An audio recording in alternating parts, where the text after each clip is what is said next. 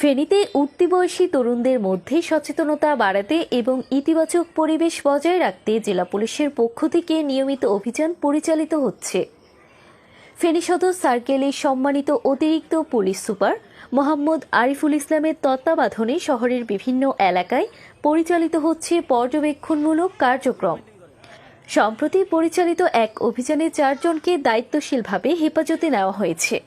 জেলা পুলিশের পক্ষ থেকে জানানো হয়েছে, সামাজিক স্থিতিশীলতা বজায় রাখতে এই ধরনের কার্যক্রম ভবিষ্যতেও চলমান থাকবে। একটি নিরাপদ ও সচেতন সমাজ গঠনে আমাদের সবার অংশগ্রহণ জরুরি।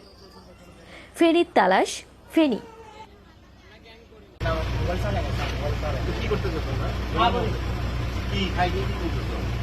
বডি চেক করে দেবেন। চেক করে দাও।